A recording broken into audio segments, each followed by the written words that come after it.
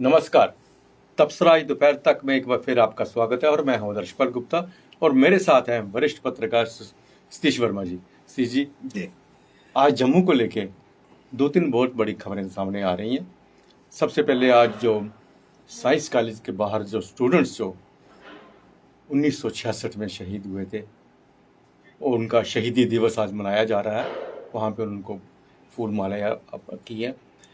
और दूसरी जो खबर है वो है जी, देवेंद्र राणा और सुरजीत सिंह सलाथिया भारतीय जनता पार्टी ज्वाइन करने के बाद जम्मू एयरपोर्ट पे आज पहुंचे हैं। उनका बहुत भव्य स्वागत किया गया, उस पर भी चर्चा करेंगे। और तीसरी जो खबर है कि अमित शाह की होम मिनिस्टर जो अमित शाह यहाँ आ रहे हैं कल, आज भारतीय जनता पार्टी उसे लेकर एक खास मीटिंग कर रही है। उसके इंतजामात को देखते हुए उनके बारे में, रैली के बारे में, उस पर भी चर्चा करेंगे। तो सबसे पहले हम बात करते हैं स्टूडेंट्स के बारे में। बिल्कुल, बात यह है कि 1966 में जब ये शहीद हुए थे, उनका एक काल था उस वक्त भी। उस वक्त जम्मू के अंदर जो एग्रीकल्चर यूनिवर्सिटी थी उसे कश्मीर में शिफ्ट किया जा रहा था। इन बच्चों ने एडमिशन के लिए, एग्रीकल्चर कॉलेज की एडमिशन के लिए, उसके लिए जद्दोजहद की। बाद में गोली चली और 4 लड़के वहाँ पर शहीद हो गए। तब से लेके आज तक उनकी शहादत का याद करते हैं, उनको फूल मालाएं अर्पण करते हैं। लेकिन सबसे बड़ी बात यह है कि आज भी स्टूडेंट्स उन्हीं ही मुश्किलातों को जूझ रहे हैं जो उस वक्त थी। जी बिल्कुल, आपने ठीक कहा कि उस वक्त गोलीबारी हुई थी। ये पहली घटना थी जम्मू कश्मीर की हिस्ट्री में कि छात्रों पर गोली चली हो, और उसमें कई छात्र शहीद भी हुए थे। और आप देखिए ना, बड़ी मतलब हैरत की बात लगती है कि क्लस्टर यूनिवर्सिटी तो खोल दी इन्होंने। जी जी, दाखिले हैं नहीं। दाखिले के अलावा वहाँ पर कुछ स्थायी तौर पर जो लोग जिनकी नियुक्ति होनी चाहिए उनकी नियुक्ति नहीं है। टेम्परेरी एडॉक बेस पे चल रहा है। आज भी स्टूडेंट अपने दाखिलों के लिए, हमने पिछले दिन देखा कि ये गवर्नमेंट कॉलेज वुमेन का, उसके बाहर भी प्रदर्शन हुए, साइंस कॉलेज के बाहर भी प्रदर्शन हुए। मतलब हैरानगी होती है कि अगर सरकार शिक्षा के पर्याप्त बंदोबस्त नहीं कर सकती तो ये बच्चे जो कल को पढ़ेंगे जी जी, उनकी नौकरियां कहाँ देगी सरकार। जी बिल्कुल। इसका मतलब केवल एक प्रचार तंत्र सरकार की ओर से किया जाता है कि हमने ये कर दिया, वो कर दिया। और हम समझते हैं कि ये एक अच्छी परंपरा है कि 66 की जो शहादतें हैं उनको आज भी JJSF याद करता है और उनको श्रद्धा सुमन देता है। और उनमें एक ताकत नहीं आती, ऊर्जा आती है कि छात्रों के साथ कोई भी जुल्म हो, उनकी कोई समस्या हो, उसके लिए वो आज भी जद्दोजहद करने में लगे हैं। बिल्कुल। दूसरी हम खबर की तरफ चलते हैं कि देवेंद्र राणा और सुरजीत सिंह सलाथिया भारतीय जनता पार्टी ज्वाइन करने के बाद आज जम्मू पहुंचे हैं। जम्मू एयरपोर्ट पे बहुत उनके जो समर्थक हैं उन्होंने बड़ा उनका स्वागत किया है। और बहुत ही तादाद में लोग, सलाथिया साहब के भी और देवेंद्र राणा के भी, उसके साथ जो नए जो जितने उनके साथ जुड़े हैं वो सब आए हैं। दृश्य बड़ा कुछ अजीब सा लगा वहाँ का। रश बहुत था, वर्कर बहुत थे, लेकिन कहीं भी हमें भारतीय जनता पार्टी का झंडा दिखाई नहीं दिया। नेशनल फ्लैग 2-3 दिखाई दिए, फूल लेके लोग खड़े दिखाई दिए, लेकिन जिस पार्टी में जो उन्होंने ज्वाइन किया है वहाँ उनका या तो कोई कार्यकर्ता नहीं था, या ये नेशनल कॉन्फ्रेंस और दूसरी पार्टी वाले अपने आप को इसमें ढाल नहीं पा रहे हैं कि हम भारतीय जनता पार्टी में हैं और भारतीय जनता पार्टी का झंडा किसी ने उठाया हुआ नहीं था। बिल्कुल, आप ठीक कह रहे हैं। ऐसे लगता है कि अभी भी ये अंतर विरोधों से जूझ रहे हैं। नेशनल कॉन्फ्रेंस के जो कार्यकर्ता, जो नेता भाजपा में आए हैं, और ये देखा भी जाए ये भाजपा का कोई ऑफिशियल कार्यक्रम नहीं था जो सूत्र बता रहे हैं, लेकिन चूंकि ये दोनों नेता भाजपा में हैं, स्वाभाविक है कि भाजपा के झंडे होने चाहिए थे। आखिर ये किसका स्वागत करने गए थे? देवेंद्र सिंह राणा भाजपा नेता, बिल्कुल। SS सलाथिया भाजपा नेता। तो इस पे मुझे लगता है कि भाजपा में भी सुगवाट या चर्चा जरूर होगी कि जब पार्टी ज्वाइन कर ली तो इनको भाजपा झंडा उठाने में क्या दिक्कत पेश आ रही है। और दूसरी बात यह है कि कल इनका यहाँ स्वागत होना है बीजेपी ऑफिस में, ये जुलूस जाएगा इनके घर तक, लेकिन फिर भी इनको जब पार्टी ज्वाइन कर ली तो उनको झंडा उठाने में क्या दिक्कत है। एक भाजपा के अंदर भी एक बड़ी क्या कहा जाए कि एक चर्चा वायरल हो रही है बातों बातों में। उनका कहना यह है कि भाजपा अब शायद वो भाजपा नहीं रही।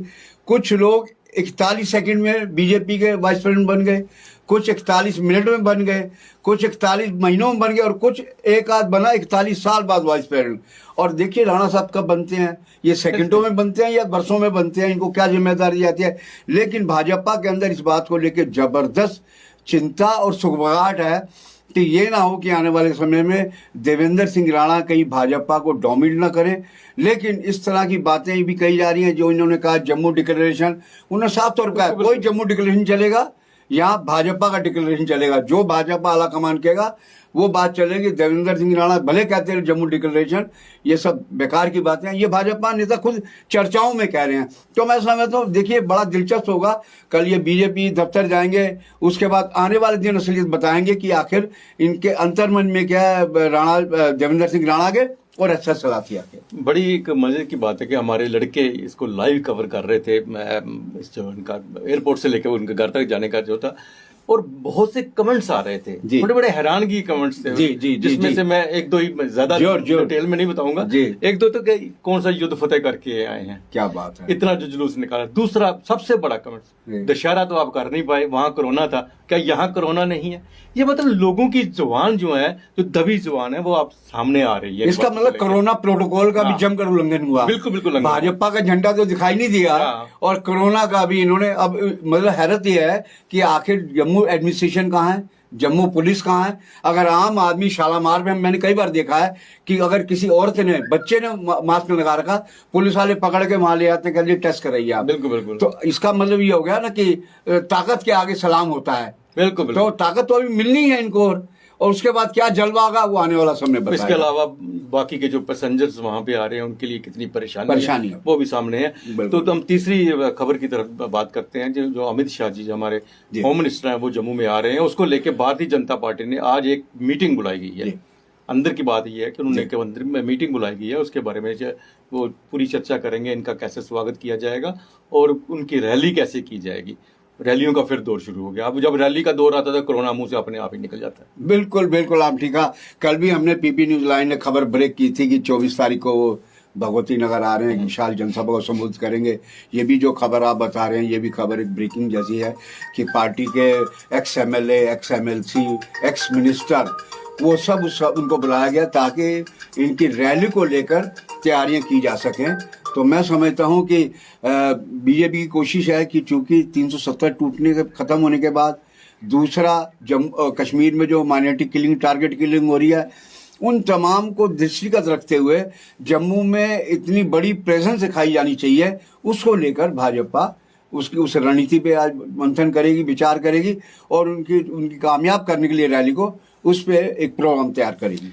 एक बात और भी मैं आपसे आज करना चाहता हूँ कि नेशनल कॉन्फ्रेंस ने रतनलाल गुप्ता जी को जो नॉमिनेट किया था, आज उनको प्रोविंशियल प्रेसिडेंट जो है इलेक्ट कर लिया गया है। जी बिल्कुल। ये तो मैं रतनलाल जी के बारे में दो शब्द आपसे कहूँगा कि रतनलाल गुप्ता बहुत पुराने नेशनल कॉन्फ्रेंस के कार्यकर्ता हैं। बिल्कुल बिल्कुल। सबसे पहले जम्मू में बोधराय बाली और रतनलाल गुप्ता है, एक ऐसे दो शख्स थे जिन्होंने नेशनल कॉन्फ्रेंस का झंडा थामा था और उन्होंने नेशनल कॉन्फ्रेंस के लिए काम किया था। और मैं आपको ये भी बता दूं आपको कि उस वक्त जो चुनाव, निकाह के चुनाव हुए थे, हमारे म्युनिसिपल काउंसिल के चुनाव हुए थे, उस वक्त नेशनल कॉन्फ्रेंस दूसरे नंबर पे थी, भारतीय जनता पार्टी पहले नंबर पे थी और इसने कांग्रेस के सभी कैंडिडेट्स को हराया था नेशनल कॉन्फ्रेंस की वजह से। हालांकि इनके 4 काउंसिलर जीते थे, लेकिन इन्होंने नेशनल कॉन्फ्रेंस के मैक्सिमम जो भारतीय जनता पार्टी के कांग्रेस के जो जितने भी थे काउंसिलर, उनको हराया और नेशनल कॉन्फ्रेंस ने और भारतीय जनता पार्टी ने मिलकर यहाँ पे कौंसल चलाई थी।